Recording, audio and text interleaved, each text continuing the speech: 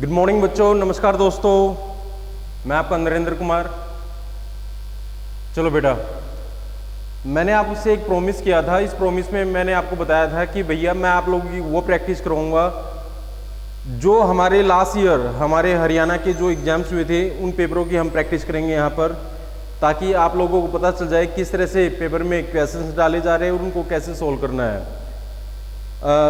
लगभग 20 से 30 एग्जाम्स की ये प्रिपरेशन रहेंगी, क्योंकि हर एक एग्जाम में ज़्यादा क्वेश्चंस की संख्या नहीं है, 5 से 10 क्वेश्चंस होते हैं। तो आज मैं आपके सामने ऐसे ही 10 क्वेश्चंस लाया हूँ दो पेपरों से जो हमारे 2022 के आसपास हुई थी।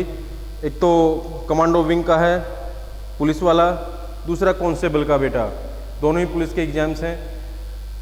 मैं उम्मीद पूरी करता हूं, मैं चाणक्य कोचिंग सेंटर पर क्लासेस लेता हूं और यहीं से क्लासेस हमारी ऐप के थ्रू भी चलती हैं। हमारी एप्लीकेशन का नाम है सोनीपत चाणक्य के नाम से, जिस पर मेरी क्लासेस अवेलेबल हैं।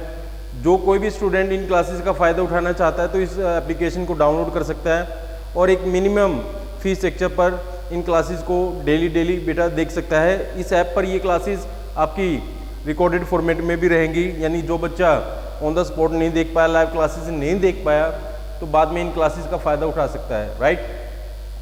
तो चलो स्टार्ट करते हैं विदाउट वेस्टिंग मच टाइम। हम लोगों को एज सुन एज पॉसिबल अपने करियर तक पहुंचना है और आपके करियर पर पहुंचाने में मैं जो हर संभव प्रयास रहेगा वो मैं आपकी मदद करूँगा बेटा, राइट। इंग्लिश में कभी भी किसी भी बच्चे को डाउट आए तो है मैं हूँ ना, राइट। सर अब बस पढ़ा लो, ज़्यादा बातें ना करो। चलो बेटा, ये एक एग्ज़ाम है जिसमें 5 नंबर की इंग्लिश आई हुई थी। कैसे पेपरों में आती है, लगभग जितने भी प्रीवियस एग्जाम्स हो रखे हैं ना, सबकी प्रैक्टिस करवाऊंगा। चाहे कोई एसएससी का है, चाहे कोई हरियाणा का है, जो उनमें इंग्लिश आई हुई है सभी पेपर्स को मैं यहाँ पर सोल्व करवाऊँगा। आप मेरे साथ बने रहेंगे, जुटे रहेंगे। मेरा कॉन्टैक्ट नंबर है ही आप लोगों के पास और यहाँ पर भी दे रखा होगा। ये रहा मेरा कॉन्टैक्ट नंबर। जिस किसी बच्चे को कोर्स के रिगार्डिंग या क्लासेस के रिगार्डिंग कोई भी बात करनी हो, अपने डाउट्स वगैरह वैसे भेजने हो, तो मैं हूँ ना आप लोगों के लिए। तो ये मेरा कॉन्टैक्ट नंबर है 9034449594। तो मैं आपका नरेंद्र कुमार। जितनी भी मैं आपकी हेल्प कर पाया बेटा, उसी में मेरे को संतुष्टि मिलेगी, राइट। चलो, तो पहला क्वेश्चन दे रखा है, सबके लिए विजिबल है। Choose the appropriate article and complete the sentence. यानी आपको ऊपर पढ़कर पता चल जाएगा। एक और काम क्या करो, जितने भी एग्जाम होते हैं ऊपर जो गाइडलाइन दे रखी है उसको जरूर पढ़ा करो। बहुत सारे बच्चे एंटोनियम का सिनोनियम फिल करके आ जाते हैं और सिनोनियम का एंटोनियम, ऐसा ना किया करो। जो ऊपर गाइडलाइन दे रखी है उसको जरूर पढ़ा करो एक बार। तो यहाँ पर हमें आर्टिकल्स का यूज करना बेटा। डबल आर्टिकल्स दे रखे हैं, तो I have dash black and dash white dog. तो आप अच्छी तरीके से जानते हो, कॉन्सोनेंट साउंड लेटर वर्ड आ जाए हमारे सामने तो वहाँ पर हम सिंगुलर और काउंटेबल के लिए हम ए नाम के आर्टिकल का यूज करते हैं। बहुत सारे बच्चे यहाँ पर ये भी सोच रहे होंगे कि सर यहाँ पर ब्लैक अपने आप में एडजेक्टिव है, नाउन तो नहीं है। बेटा नाउन यहाँ पर बाद में दे रखा है, ध्यान देना। यहाँ पर बाद में यहाँ पर डॉग नाम का नाउन दे रखा है, तो यहाँ पर डॉग्स के ऊपर बातें हो रखी हैं। तो जिस सेंटेंस में एक ही नाउन दे रखा है, मान लेंगे दोनों ब्लैंक्स में वही नाउन दे रखा है, बस इस बात को कंसीडर करना है। तो I have a black and A white dog. अब यहाँ पर दो डॉग्स की बात हो रही है, एक तो ब्लैक है, एक है वाइट। अब आप सोच रहे हो सर 2 डॉग्स की बात हो रही है, तो यहाँ पर आपने डॉग्स क्यों नहीं यूज किया? क्योंकि बच्चों आप अच्छी तरीके से जानते हो, ए नाम के आर्टिकल के बाद आने वाली जो काउंटेबल नाउन वो सिंगुलर रहती है। तो यहाँ पर हमारा ए ऑप्शन हो जाएगा। This is the right answer. उम्मीद करता हूँ समझ में आ गया होगा। फिर भी कोई भी डाउट रह जाए तो मेरा कॉन्टैक्ट नंबर है ना बच्चों। चलो नेक्स्ट वाले को पढ़ते हैं। Choose the correct सिनोनियम। सिनोनियम का मतलब होता है समानार्थी, एक जैसे मतलब वाले वर्ड्स को हम बोलते हैं सिनोनियम्स। इंटेंशन, आहा, अब जैसे बहुत सारे बच्चे जानना चाहते हैं सर आपका हमें इस पेपर को पढ़ाने के पीछे आपकी इंटेंशन क्या है?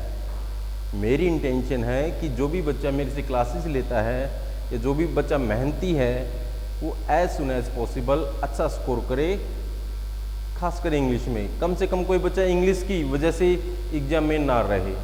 मेरी इंटेंशन यही है बच्चों। तो इंटेंशन, इसका चॉइस तो बिल्कुल भी नहीं होगा, चॉइस तो ऑप्शनल होता भैया। कैजुअल भी नहीं, डिटर्मिनेशन, दृढ़ निश्चय, ना जी ना। किल द रॉन्ग ऑप्शन, एक ही ऑप्शन रह गया एम।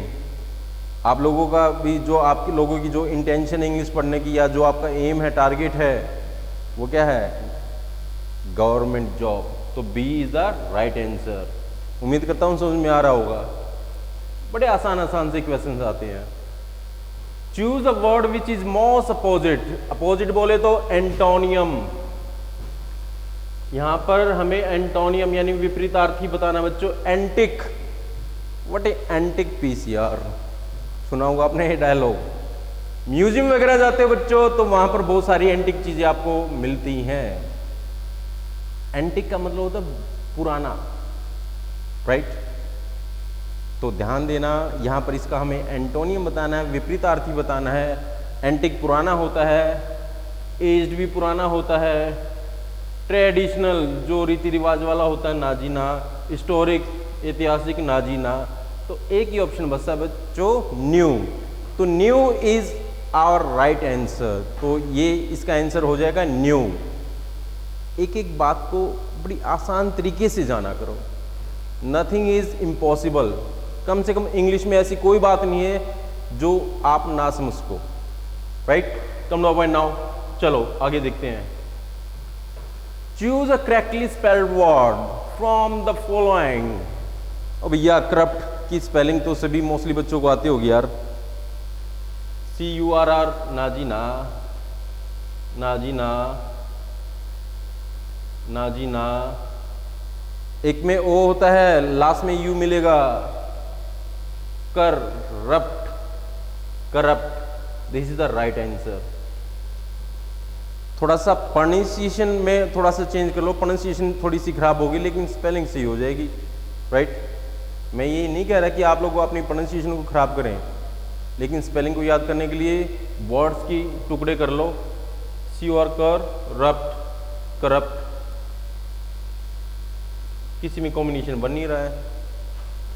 एक या दो नंबर की स्पेलिंग एरर जरूर आता है एग्जाम्स में बच्चों। ध्यान देना है आपको, ध्यान देना है। मैं ज़्यादा टाइम वेस्ट नहीं करवा रहा। मैं नहीं चाहता कि बच्चों को ज़्यादा डेटा कंज्यूम हो। मैं चाहता हूँ कम समय में ज़्यादा से ज़्यादा बच्चों को मैं पढ़ा पाऊँ, राइट। ये सोनीपत चाणक्य के नाम से जो हमारी ऐप है, इस पर रेगुलर क्लासेस होती हैं मेरी, जिसमें आधा घंटा मैं प्रीवियस एग्जाम्स की जो क्वेश्चंस हैं उनकी प्रैक्टिस करवाता हूँ। ऐप पर भी ये क्लासेस रहती हैं और ऑफलाइन भी रहती हैं। तो जिन बच्चों को फ़ायदा उठाना है, जो सोनीपत के आसपास हैं, वो यहाँ पर आकर ऑफलाइन का फ़ायदा उठा सकते हैं, नहीं तो ऑनलाइन है ही बेटा। ऑल ओवर इंडिया के जो बच्चे हैं इन क्लासेस का फ़ायदा उठा रहे हैं। So come now from the next question. Being well qualified he has good dash in the profession. देखिएगा, being well qualified he has good dash in the profession। एक एक बात का ध्यान रखना है। इंग्लिश में मैं कभी नहीं कहता कि बच्चों आप क्रैम करो, रट्टा मारो। रट्टा मारने की जरूरत नहीं भैया। रूल्स को रट्टा मारने की जरूरत है ही नहीं। कितने सारे रूल्स को क्रैम करोगे आप, राइट। एक एक वर्ड की शर्तों को जान लो, कभी मार खाओगे ही नहीं। और मैं ऐसे ही बच्चों को पढ़ाता हूं क्लासेस में। बीइंग वेल, प्रेजेंट पार्टिसिपल के बाद वेल अपने आप में एक तरह से एडवर्ब की तरह काम कर रहा है। Qualified, he has, he singular subject है तो वर्ब भी क्या आ गई, सिंगुलर। गुड अपने आप में हो गया एडजेक्टिव। अब ये एडजेक्टिव है तो इसके बाद क्या चाहिए बच्चों, आपको नाउन चाहिए। तो इनमें से हमें ढूंढना है नाउन कौन सा है। कितना आसान है यार। Prospectus, this is the noun. इसमें औरों में स्पेलिंग गलत दे रखी है, प्रोस्पेक्टिव्स कुछ होता नहीं है। तो नाउन का जो काम करता है बच्चों, यहाँ पर एक ही वर्ड है, वो है आपका प्रोस्पेक्टस, जो नाउन का काम कर रहा है। और आपको अच्छी तरीके से पता है, जब कभी भी सेंटेंस में एडजेक्टिव आता है तो लाजमी बनता है कि उसके बाद कोई ना कोई नाउन आए, राइट। और नाउन का काम कौन कर रहा है यहाँ पर, prospectus. A option is the right answer. उम्मीद करता हूँ समझ में आ गया होगा। प्रोस्पेक्टिव होता है और जो एडजेक्टिव तरह काम करता है, लेकिन इनमें एस दे रखा था जो गलत माना जाएगा। देखिएगा अगले वाला, ग्लैंस। एग्जाम में कुछ बच्चों ने बताया था सर इसके साथ हम एट नाम की प्रेपोजिशन डाल के आ गए, जैसे लुक एट होता है ना, गेज एट होता है, स्टेयर एट होता है, निहारना। तो बच्चों ने यहाँ पर डाला ग्लैंस, जिसका मतलब देखना ही होता है। ग्लैंस के साथ बहुत सारे बच्चे एट डालकर आ गए, जो कि गलत है।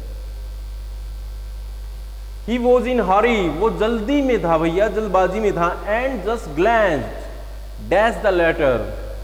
अब कोई इंसान जल्दी में है, भागा जा रहा है, कहीं ऑफिस जाना है, कहीं पर ही जाना है, तभी उसको टेबल पर एक लेटर दिखाई दिया, तो उसने लेटर की तरफ अपनी नजरें डाली बेटा। तो यहां पर एट स्पेशली ध्यान देना होता है, और अचानक कोई वस्तु आपकी नजरों के सामने आ जाए, वहां पर हम यूज करते हैं gallons over. A is the right answer. मैं दोबारा से बता रहा हूं, जानबूझकर कुछ देखते हो एट का यूज करेंगे, लेकिन अचानक आपके सामने कोई वस्तु आ जाए तो glance over. Take care this thing. ज़्यादा इनमें डिफरेंस मैं आपको नहीं बता रहा, और तो है नहीं भैया। None of the above. आजकल 5 ऑप्शन आने लग गए हैं बच्चों एग्जाम्स में, हर हाल में। आपको बहुत सारे बच्चे क्या करते थे, पहले खाली सीट छोड़कर आ जाया करते थे, लेकिन 2 नंबरी काम ना हो इसके लिए सरकार ने क्या किया, 5th ऑप्शन और दे दिया, ताकि बच्चे ऐसा ना कर पाए। तो हर हाल में आपको सर्कल करना पड़ेगा। और पढ़ने वालों को क्यों टेंशन होनी चाहिए भाई, उनको तो टेंशन होगी ही नहीं। टेंशन होगी उनको होगी जो नहीं पढ़ते हैं। सो प्लीज ज़्यादा से ज़्यादा पढ़ाई करें, मैं आपके साथ हूं। चलो बच्चों बने रहेंगे नेक्स्ट क्वेश्चन की तरफ। Come on. I hope you won't object to me watching while you walk. अब हमें इंप्रूव करना था इस पार्ट को, अंडरलाइन लगाया हुआ।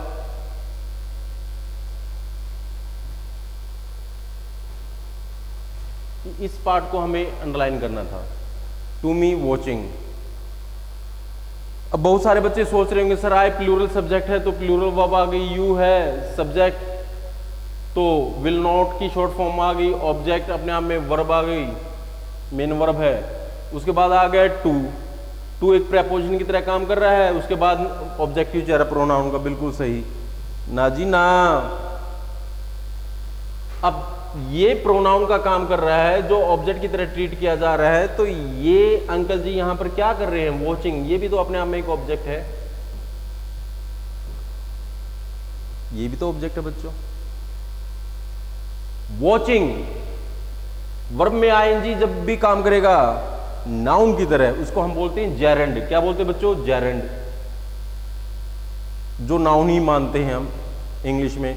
तो आप अच्छी तरीके से जानते हो जेरेंड से पहले यानी नाउन से पहले उसका कोई एडजेक्टिव तो आ सकता है, उसका कोई और दूसरा वर्ड नहीं होगा बेटा। और नाउन का एडजेक्टिव क्या होता है, पजेसिव एडजेक्टिव, जिसको हम बोलते हैं। तो अगेंस्ट मी वॉचिंग कोई तुक नहीं बनता बच्चों, me to watch. I hope you won't object me to watch, ना जी ना। मी टू वॉच हो तब भी हम सोचते, लेकिन यहां पर दे रखा है वॉचिंग, बिल्कुल। अब ये देखिएगा ऑब्जेक्ट, ऑब्जेक्ट के बाद टू का आना जरूरी है।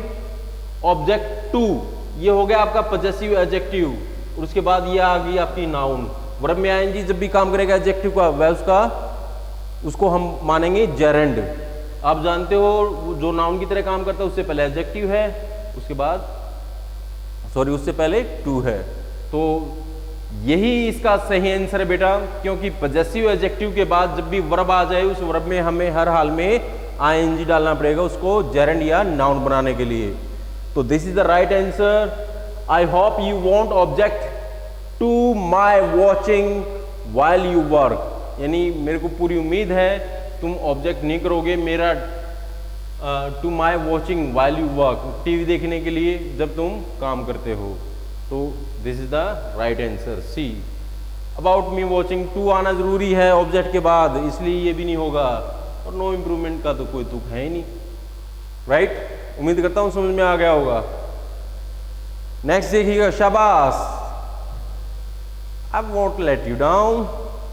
किसी बच्चे को फिर भी कोई डाउट रह जाए तो मेरा कांटेक्ट नंबर है ना, व्हाट्सअप करना बच्चों। An office or post with no work but high pay, I high, everybody want this type of job, जिसमें काम कोई ना हो और सैलरी अच्छी हो बच्चों। हर किसी का ड्रीम होता है ऐसी जॉब पाना, राइट?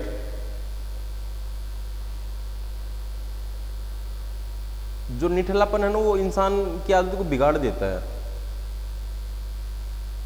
राइट? आपको चाहे कितनी भी सुकून वाली जॉब क्यों ना मिल जाए, आप हमेशा उसमें भी कमियां निकालोगे, तो क्यों ना थोड़ी सी मेहनत कर ली जाए।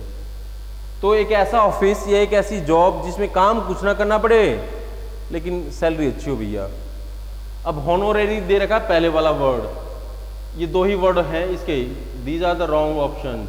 इनमें से ये तो रॉन्ग है, किल द रॉन्ग ऑप्शन मैंने बता रखा है। या तो हॉनोरेरी होगा या होगा साइनेक्योर। हॉनोरेरी का मतलब होता है वैतनिक, एक ऐसी नौकरी जिसमें वेतन ही ना मिले, पगार ही ना मिले, रेम्युनरेशन ही ना मिले, वेजेस ना हो, वही कहलाता है आपका हॉनोरेरी। लेकिन यहां तो पगार मिल रही भैया और दिल खोलकर पगार दे रहा है मालिक, तो honorary is the wrong option. Sinecure, a job which there is no work but high salary is paid, एक ऐसी जॉब जिसमें काम कुछ ना हो लेकिन सैलरी अच्छी दी जा रही हो बच्चों, वही कहलाता है आपका साइनेक्योर। अवैतनिक, वेतन ना मिले, और ऐसी जॉब जिसमें वेतन अच्छा हो लेकिन काम कोई ना हो, वही कहलाता है आपका साइनेक्योर। उम्मीद करता हूं समझ में आ गया होगा। ये पेपर 2000 मैंने इसकी वो भी दे रखा है। किसी बच्चे को ये लग रहा हो सर आप वैसे बता रहे हो कि ये प्रीवियस एग्जाम्स हैं, मैं हर एक एग्जाम की डेट भी बता सकता हूँ। ये हुआ था भाई 31/10/2021 को, हरियाणा पुलिस कांस्टेबल मेल का एग्जाम है ये। 31/10/2021 को हुआ था ये। कोरोना आंटी या अंकल चल रहे थे तब, तो B is the right answer. Gaseous, decision taken at right time in career has long effects। Sentence में वर्ड दे रखा है और वर्ड के नीचे दे रखी अंडरलाइन, इट मींस इस वर्ड को आपको रिप्लेस करना है। इस वर्ड को रिप्लेस करना है तो डायरेक्ट ये पूछा जा रहा है इसका इनमें से सिनोनियम कौन सा होगा, या इनमें से ऐसा कौन सा वर्ड हमें यूज करना है यहाँ पर जिसका समान मतलब रहेगा, समान अर्थ रहेगा, समानार्थी पूछा गया है। सगैसियस, अब देखो आपको इन चारों वर्ड्स के बारे में पता है लेकिन इस वर्ड की नॉलेज नहीं है। गई भैंस पानी में, ऑल इन वेन जिसको हम बोलते हैं, कोई फायदा नहीं है। तो सबसे पहले मेरा बार बार कहने का, जो मैं बार बार क्लासेस में बोलता रहता हूँ कि भैया पहले क्वेश्चन समझ में आना चाहिए। हम में से बहुत सारे ऐसे बच्चे होते हैं जिनको क्वेश्चन ही समझ में नहीं आएगा। यदि क्वेश्चन समझ में नहीं आया तो आंसर चाहे आपको सारे आते क्यों ना हो, उनके बारे में पता ही क्यों ना हो, कोई फायदा नहीं होने वाला। तो सबसे पहले आपको ये पता होना चाहिए कि आपसे पर्सन में पूछा क्या जा रहा है। यदि ये आप जानते हो तो आंसर भी आप जान पाओगे। सो सबसे पहले we must know what is the mean of sagacious. Intelligent, thoughtful, इन तीनों का मतलब लगभग एक जैसा भैया, राइट? इसका आंसर हो जाएगा फुलिश। अब सेंटेंस की हिंदी करके देख लो, भाव निकाल कर देख लो, समझ में आ जाएगा। मूर्खतापूर्ण जो डिसीजन लिया जाता है सही समय पर in career has long effects. भैया उसका बहुत ज्यादा प्रभाव रहता है लंबे समय के लिए। सगैसियस, पागलपन, मूर्ख, क्या कह रहा भैया, क्या डाउट है? चलो अगले वाले क्वेश्चंस को पढ़िएगा। तो A is the right answer, जल्दी पढ़ो।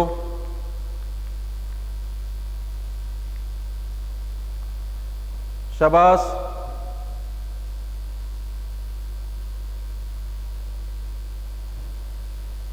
अच्छा, पीछे वाले क्वेश्चन में लो भाई, इसके ऊपर अंडरलाइन था, इसको थोड़ा सा और एंटोनियम कर दो, इसका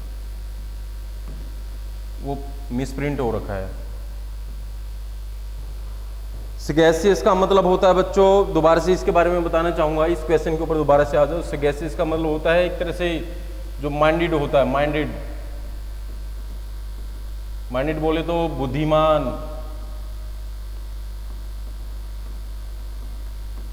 और पेपर वाले ने इसका सिनोनियम नहीं पूछा, इसका पूछ लिया है एंटोनियम, यहां पर सामने पेपर उसमें दे रखा है।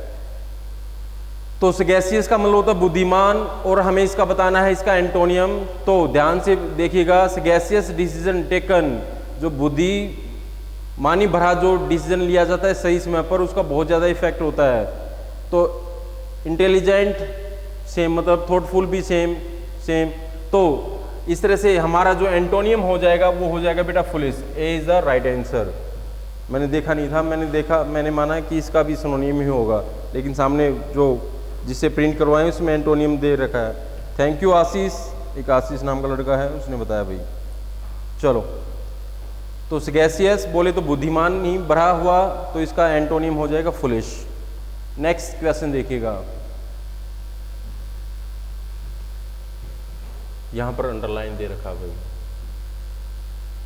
During rainy season this stream was, इसका आंसर बड़ा आसान है, ड्यूरिंग रेनी सीजन। जल्दी से आंसर बताइएगा, शाबाश।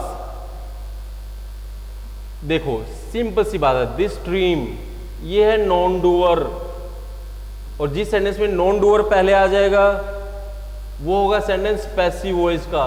किसका होगा?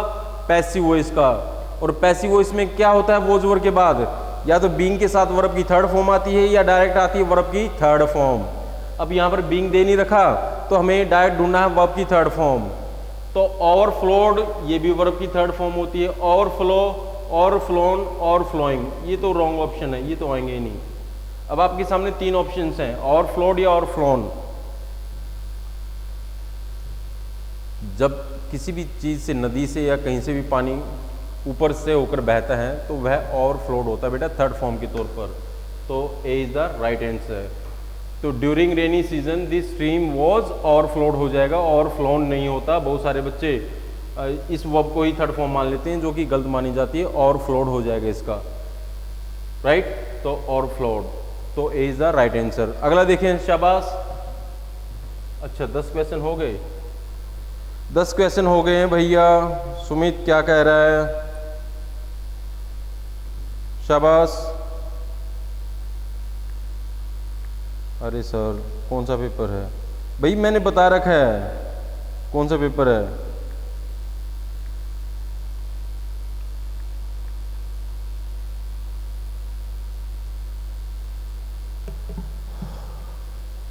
ये 2 पेपरों की इंग्लिश मैंने करवाई यहां पर।